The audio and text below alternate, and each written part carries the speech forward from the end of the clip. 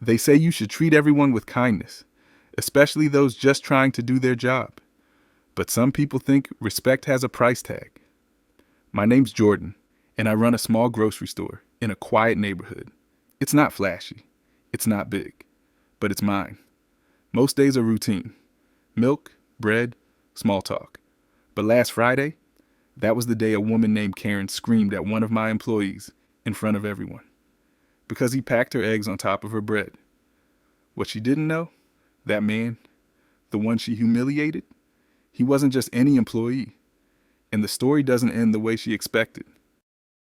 Most days are easy. People come in, grab what they need, maybe chat a little at checkout, then head home. The bell over the door rings, the floors squeak a little, and life goes on. I like it that way.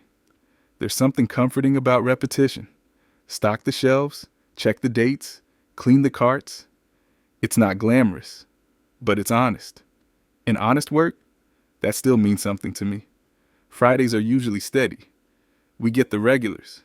Mr. Alvarez picking up deli meat for the weekend. June and Carla arguing over which brand of almond milk is actually the good kind. The local pastor grabbing coffee and lottery tickets, one for the soul, one for the thrill, he says. It was about halfway through my shift when I saw him come in. Gray windbreaker, khakis a little too big at the waist, hands tucked behind his back like he was forcing himself not to fidget. He always shows up early, even though I told him he doesn't have to. He doesn't clock in, just starts helping out, bagging groceries, straightening shelves, talking to the older folks like he's known them for years. And most of them talk back like he has. He doesn't say much to me during the shift, just a nod. We don't need words. It's just understood. Anyway, it was business as usual, music low, fluorescent lights humming like they do when they're tired, everything in its place. And then the door opened. You know how some people don't walk into a room so much as take it over? That's how she entered. Loud shoes, loud voice, hair that didn't move even though she did. Karen. Now, I didn't know her name was Karen at the time, but believe me, she earned it.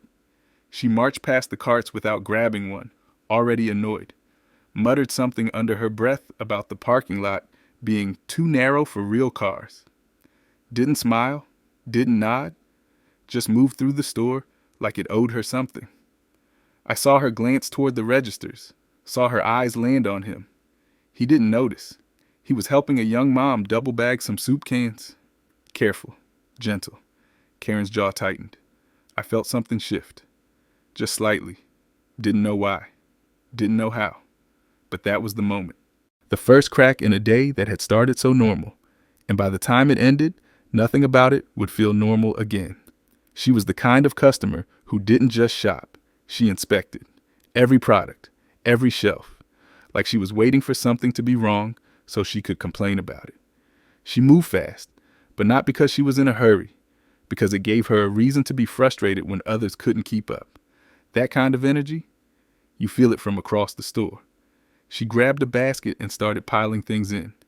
Eggs, bread, pre-cut fruit. The kind of stuff people buy when they're not really planning to cook, but still want to look like they did. Every few steps, she sighed. Loud. Theatrical, like the universe was personally inconveniencing her. I watched from the front counter, eyes flicking between her and the other customers. You try not to assume too much in this job, but sometimes people tell you who they are real fast. She got in line behind an older woman with coupons. That's when the noise started. A click of the tongue, a scoff, then the muttering. Seriously? Who even uses paper coupons anymore? The older woman turned, confused. Karen looked away like she hadn't said a thing. My guy at the register, Raymond, kept things moving. He's patient, calm, doesn't rattle easy. But Karen, she was already twitching, looking around like she wanted a manager just for being made to wait.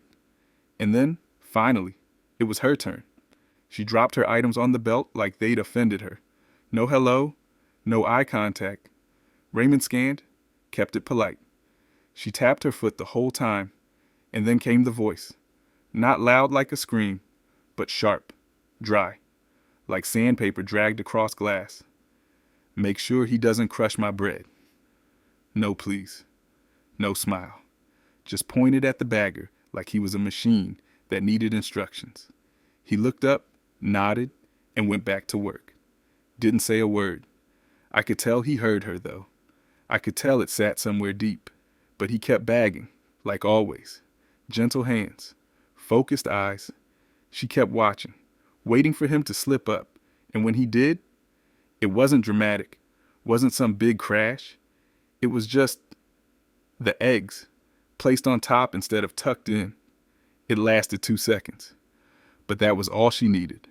Her mouth opened. And everything went sideways. It was barely noticeable. Just a moment. A small slip. He'd packed everything else with care. Cans on the bottom. Fruit wrapped in paper. The bread tucked gently along the side. But the eggs... He set them down, then reached to adjust them, probably realizing his mistake. But it was a second too late. Karen's voice cracked through the air like a whip. "Excuse me! What do you think you're doing?" The whole front end of the store froze. Raymond paused mid-scan. The woman behind her clutched her basket a little tighter. "And my dad?" He just looked up. Not startled, not defensive, just confused. Karen took a step forward, pointed down at the bag. "Are you seriously putting my eggs on top of my bread? Are you blind or just incompetent?" I felt it in my chest, tight, hot. But I didn't move yet, not until I saw how he reacted. He opened his mouth, then closed it again, tried to adjust the bag quietly, didn't speak, didn't argue. That only made her louder. "Oh no, don't you dare ignore me. This is exactly why I hate coming here. Every time it's something." Raymond cleared his throat. "Ma'am, I can fix that." "No," she snapped. "I want someone in charge. Someone who actually knows how to train their staff." That was my cue. I stepped around the counter and started walking toward them. She didn't see me yet. Too busy talking down to the one person in the room who didn't deserve it. "Bagging groceries isn't rocket science," she hissed. "But apparently it's too complicated for some people."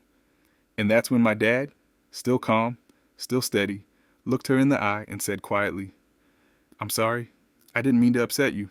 Simple, sincere. But she wasn't looking for an apology.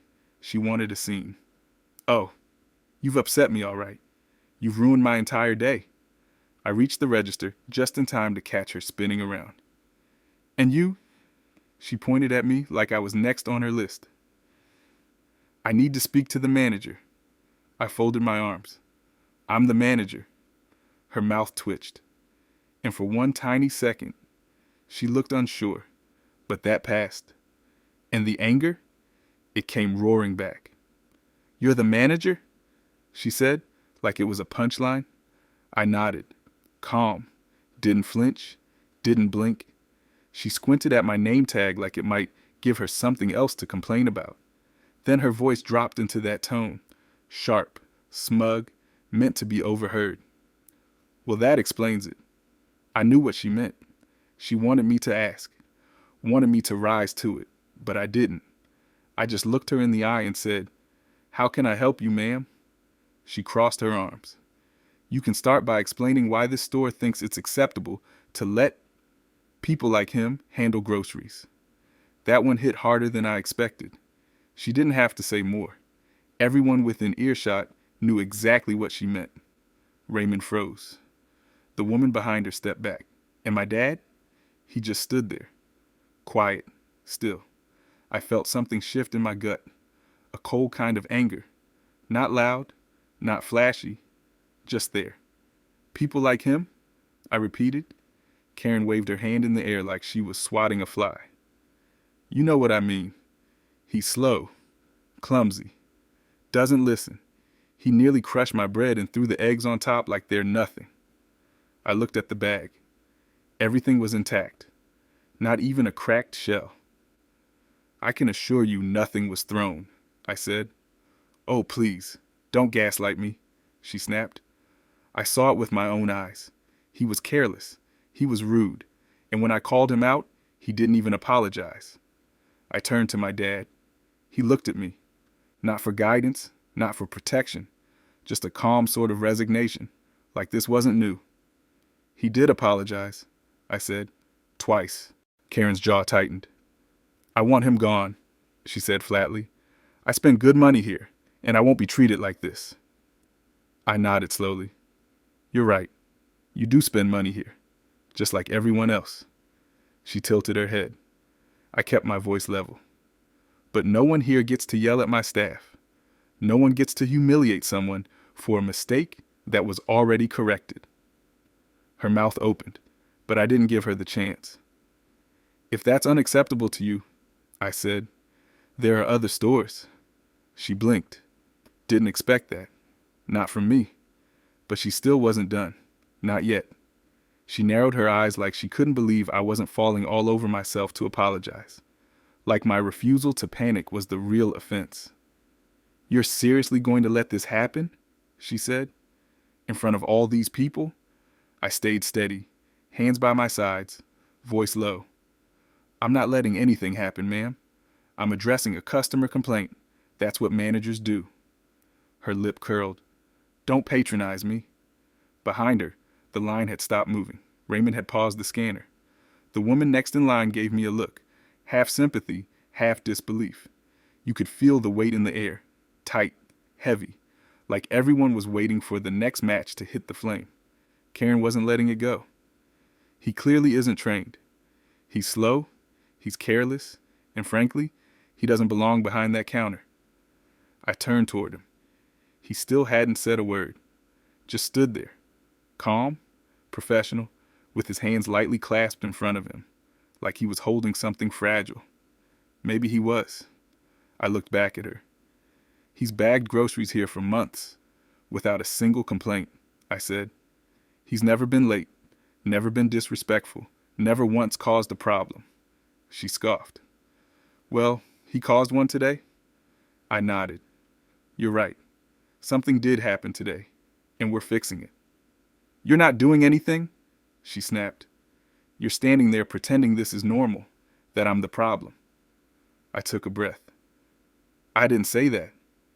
You didn't have to, she fired back. I'm going to report this. To corporate, to the BBB, to whoever will listen. You're welcome to do that, I said. That made her pause. People like her expect resistance. They feed off it. So when you stay calm, when you don't give them fuel, they don't know where to go. She pulled out her phone, started typing something furiously, thumb slamming the screen like she was trying to bruise it. I glanced over at my dad. He met my eyes, still steady, but I knew him too well. Underneath all that calm, there was something cracking, something trying not to fall apart. And all I could think was, you don't even know who you're yelling at. You don't even know the weight of what you're doing. But she just kept typing, fuming, righteous, like the world owed her something she hadn't gotten yet. While she ranted, I stopped listening to her voice. I started watching him. He was still standing there, hands folded, eyes fixed on the bag in front of him like it was the only thing that mattered. Like if he just focused hard enough, everything else might fade away. But I knew better.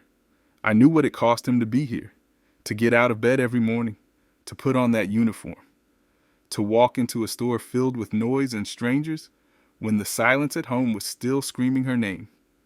My mom had passed 6 months ago. It wasn't sudden.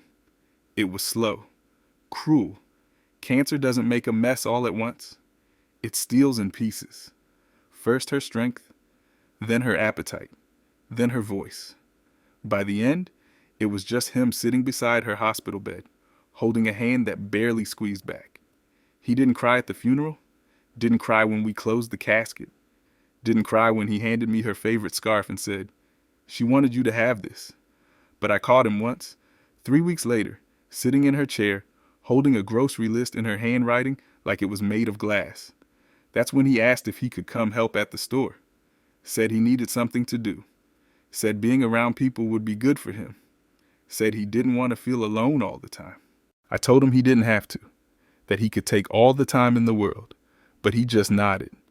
And the next morning, he showed up early, put on an apron, and started bagging groceries. He never asked for pay, never wanted attention. He just needed a reason to be out of the house. And now, here he was, getting screamed at over a loaf of bread and a dozen eggs by someone who didn't even know his name. Karen kept pacing near the register, still fuming, still muttering things loud enough for everyone to hear. But I wasn't looking at her anymore. I was looking at the man she was tearing down without even realizing it. And all I could think was, you have no idea how strong he is. You have no idea what he's still carrying. And yet here he stands, not yelling, not walking away, just holding it all in, like he always does. It took longer than it should have. Everyone heard her. Everyone saw. But for a while, no one said a word. That's how these things go sometimes. People freeze. They watch.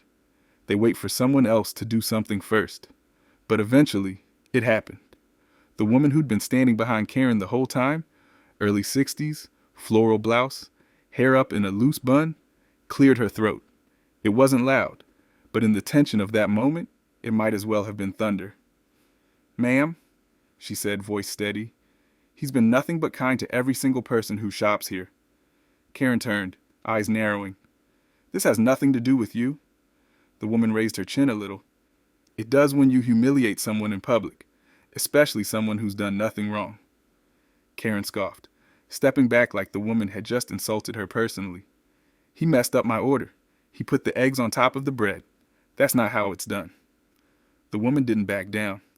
And instead of asking him nicely, you decided to berate him like a child. "I was correcting him," Karen snapped. "No, you were attacking him. Big difference." Another customer, man in his 30s, holding a carton of milk, nodded. "Lady, you're making this way bigger than it needs to be." Karen's face flushed. Not from embarrassment, from being challenged. She looked around, realized people were watching, judging, and not in her favor. Her voice lost a bit of its edge. "I didn't mean to make a scene." No one said anything, just looked at her. She turned to me, tried to soften her expression, like flipping a switch. "I just had a rough morning. I wasn't trying to upset anyone." My dad didn't speak. He just kept his eyes on the bag. I answered for him. "Rough mornings don't give you permission to treat people like they're beneath you." Karen gave a tight smile, forced, ugly in its effort. "I suppose I owe him an apology." Her eyes didn't quite meet his. He nodded once, didn't say a word. It wasn't forgiveness. It wasn't even acknowledgement. It was grace, the kind only someone truly hurt can offer without making a sound. And somehow, that silence said more than any words could. Karen looked down, then slowly backed away from the counter, but the damage had already been done. She stood there for a second, like her body hadn't gotten the message her brain just did, that people were still watching, still judging. Her shoulders sank, not enough to call it shame, just enough to know she'd lost the room. She looked back at the counter, the groceries half bagged, like maybe she could pretend none of it had happened if she just went back to shopping. But nothing about that moment could be undone. The woman in the floral blouse stepped aside to let Karen leave the line. Didn't say a word. Just gave her that look. The kind only a mother or a teacher can give. The kind that says, "You should know better." Karen reached for her cart and started placing her items back in. Careful now. Quiet. Almost tender. No more muttering. No more eye rolls. She still didn't look at him. Didn't say sorry again. Didn't thank him. Just packed up her things and turned the cart toward the exit. She walked slower this time, like maybe the weight she tried to put on someone else had circled back and landed on her. The bell over the door chimed as she left. Just another customer gone. But the silence she left behind stayed thick. Raymond looked over at me, waited. I gave a small nod. He resumed scanning for the next person in line. And just like that, the rhythm of the store tried to restart, one beep at a time. But something still hung in the air. That kind of tension you don't just shake off. My dad turned slightly, started reaching for a new bag. Still working, still standing, but his hands were a little slower now. Not shaky, just tired. I walked over, leaned in close. "You all right?" I asked. He gave me a small smile, the kind that looks strong if you don't know him, the kind that looks broken if you do. I'm fine, he said. But it wasn't true. Not completely. And we both knew it. Sometimes people say the right things just to move forward, even when moving forward feels heavier than standing still. Karen had left the building, but the echo of her voice, that stayed for a while, not just in the air, but in the look on my dad's face, the one he tried to hide the moment he turned away. She never knew, never even asked. To her, he was just the old man at the end of the counter, a stranger in an apron, someone forgettable, but he's not. He's my father, the man she yelled at, the man she mocked in front of a dozen people, the man she called slow, incompetent, beneath her. He raised me, taught me everything I know about working hard, staying quiet, and holding your head up when people try to make you small. He's the reason I own this store. The reason I kept going when my credit was shot, when my first lease fell through, when everyone said the neighborhood couldn't support a small shop like mine. He helped build the shelves with his own hands, painted the walls with me before we even had a name for the place, made sure the cooler ran right, taught me how to talk to customers, really talk to them. And when my mom passed, when the world tilted and everything I thought was solid started to crack, he didn't collapse. He just stood up, quiet as ever, and asked how he could help. I didn't want him bagging groceries, didn't want him on his feet all day, dealing with long lines and picky customers. But he insisted, said he needed something to keep his hands busy, said the silence in the house was getting too loud, said it made him feel useful again. So I let him, because that's what he's always been. Useful, dependable, present. You'd never know it looking at him now. He doesn't talk much, doesn't offer up stories unless you ask. But every now and then, he'll make a kid laugh while double bagging a cereal box, or remember someone's name before they say it, or quietly slip a box of cookies into an elderly woman's bag without charging her just because he knows she can't afford it. He's not just a bagger, not to me, and definitely not to this store.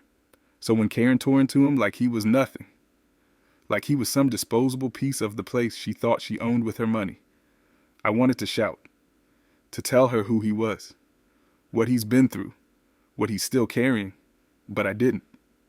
Because he didn't want that. He didn't need defending. At least, not in the way she would have understood. The thing about grief is, it doesn't always look like sadness. It's not all tears and quiet moments. Sometimes it looks like motion, like someone who keeps moving, because if they stop, they'll fall apart. That's what it was for him. After my mom died, he didn't want to sit still. Didn't want casseroles or condolences. He wanted shelves to stock, carts to push, bags to fill. Said it helped to hear other people's voices, even if they weren't talking to him. At first I thought he was just trying to be strong. For me, for the family. But one night, I found him in the back storage room, sitting on a crate of paper towels, holding one of my mom's scarves in his lap. Just holding it. Not crying, not speaking. When he looked up, I didn't say anything, just sat beside him. That's when I knew this place had become more than a store to him. It was a lifeline. He needed it. Not because he had to earn a paycheck. He didn't. Not because he wanted to stay busy, though that was part of it. He needed to feel useful, to feel seen, to feel like he still had a place in the world after losing the one person who made it feel like home. So I gave him the apron, showed him the register, trained him like anyone else, and he showed up. Every morning. Early. No complaints. No excuses. He doesn't bag perfectly. Sometimes he double knots the plastic bags too tight. Sometimes he forgets to separate the cold stuff. But no one's ever complained. Not until her. To everyone else, he's the quiet man with gentle hands and soft eyes. The one who remembers your dog's name. The one who bags the bananas like they're made of glass.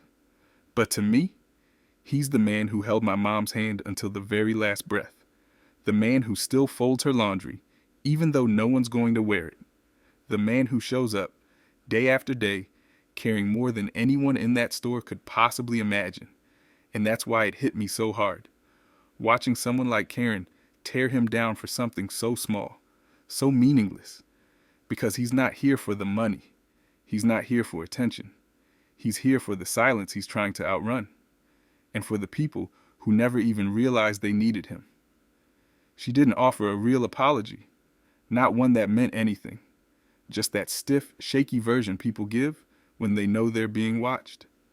"I didn't mean to upset anyone," she said again, eyes still avoiding his, hands gripping her cart like it might help her leave faster. No one answered. Not me, not him, not the line of people still waiting.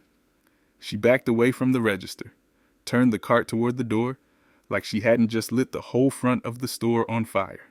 The bell chimed again, and just like that, she was gone. But her voice, that stayed. In the quiet that followed, I could still hear the way she said incompetent. Still see the way her mouth twisted when she said people like him. Some words hang in the air longer than they should. They don't leave when the person does. They settle in. He went back to work. Of course he did. Because that's who he is. But the bags were slower now, his shoulders a little lower, like maybe all that weight she tried to throw on him landed. He wouldn't say anything. Wouldn't want to make it a bigger deal. He never does. But I saw it. Saw the way his fingers hesitated when he reached for the next item. Saw how he blinked a little more than usual, like he was trying to reset something inside himself. I hate that she got to him, even for a second, because she won't think about this again.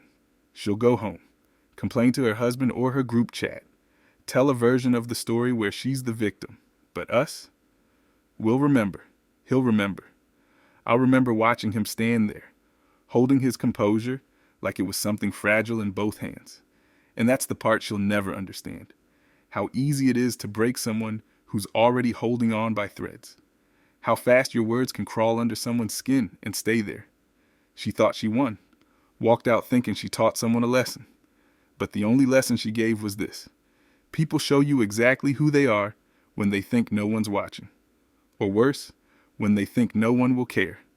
She was wrong. We saw it. We cared. And I promise you, he'll never be invisible in this store again. After the rush slowed down and the line disappeared, I walked over to him. He was at the end of aisle 3, straightening boxes of cereal that didn't need straightening. Hands busy, eyes low, back turned just enough to keep people from seeing his face. "Hey," I said gently. He didn't look up right away, just kept sliding boxes an inch this way, an inch that way, making order out of something already fine. "Everything good?" I asked. He nodded once, didn't speak. I waited. He finally exhaled, long and quiet, then turned toward me with that same tired smile. "I'm fine," he said. But it wasn't true. I knew it. He knew I knew it. Still, we both pretended. "Okay," I said, "just checking." He nodded again. Appreciated.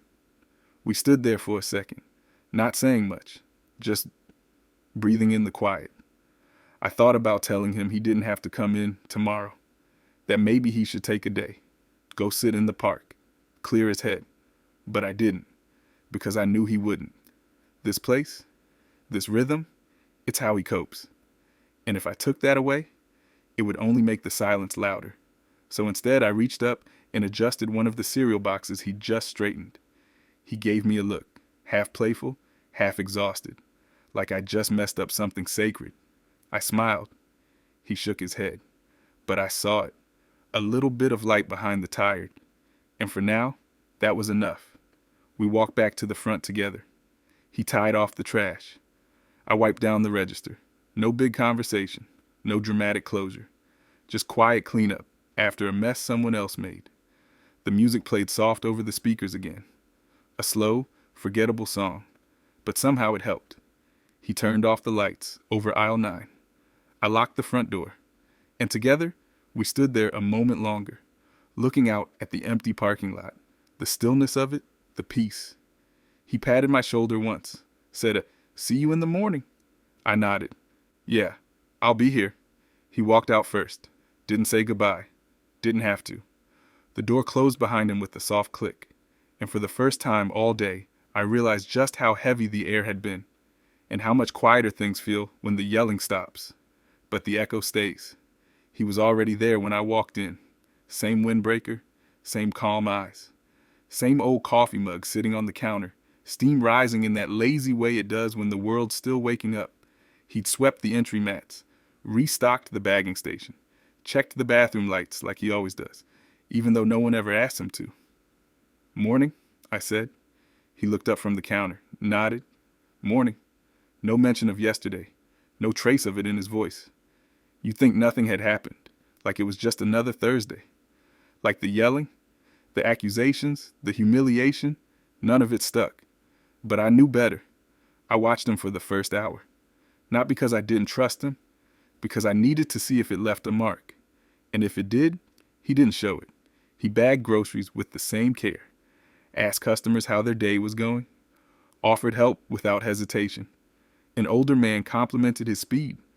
A kid smiled when he dropped a pack of stickers into the bag without saying a word. And a woman handed him a small folded note that just said, "Thank you for your kindness yesterday." Some of us noticed. He didn't unfold it right away, just slipped it into his pocket, kept working. He never brought her up, never asked if she'd called, never asked what people were saying. That's not his way. He'd already processed it the only way he knew how. By showing up, by doing the work, by refusing to be smaller than what happened to him. And maybe that's what got to me most. Not his silence, but his strength. Not once did he let her win. Not by breaking, not by hiding, not by carrying her bitterness into today. He just packed groceries, one bag at a time, like he always does. Some people talk about courage like it's loud, like it kicks down doors and shouts in someone's face. But sometimes it's quiet. Sometimes it looks like a man showing up after being humiliated and still offering kindness to the people around him. That morning, he was exactly who he'd always been. No revenge, no speech, no bitterness, just my dad. At the bagging station, still here, still standing, still doing the job like nothing ever happened, even though we both knew everything had. I've been thinking a lot about that word lately, respect. People throw it around like it's currency, like it's something you earn with a job title or a name tag or the kind of car you drive. But I don't think that's it. I think respect starts with something much simpler. Seeing someone, really seeing them. Not what they do, not how fast they work, not how neatly they pack a bag, but who they are underneath it all. The truth is, most people never even look that far. They see gray hair and think slow. They see silence and think weakness. They see kindness and think small. Karen saw an old man in a grocery apron. She saw someone who made a tiny mistake and treated him like that was all he'd ever been. She never saw the man who stayed by his wife's side while she died. She never saw the hands that built this store before it opened its doors. She never saw the father who raised the son strong enough to stay calm while she shouted across the register. She saw what she wanted to see. And that was enough for her to decide he didn't deserve respect. But that's the problem, isn't it? We judge people on snapshots, moments, assumptions. And by the time we realize we were wrong, the damage is already done. I think about all the times someone like him gets overlooked, talked over, dismissed. How many times he smiled through it just to keep the peace. How many people walk out of this store without ever realizing they just met one of the strongest men I've ever known. Respect isn't about status. It's not about perfection. It's not about who gets the last word. It's about how you treat someone when no one's watching. It's about choosing kindness when you could choose power. It's about not needing someone to earn dignity before you give it to them. That's what she never understood. And maybe she never will. But we saw him. The people in line. The woman in the floral blouse. Me. We saw who he really is. And that matters.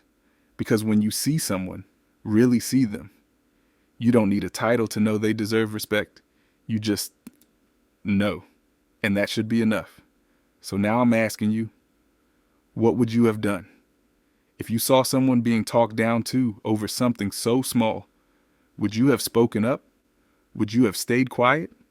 Would you have looked a little closer before deciding Who was right and who was just in the way? Let me know in the comments. Not just what you think, but what you feel. Because respect, it starts with awareness. And sometimes, all it takes is one person choosing to see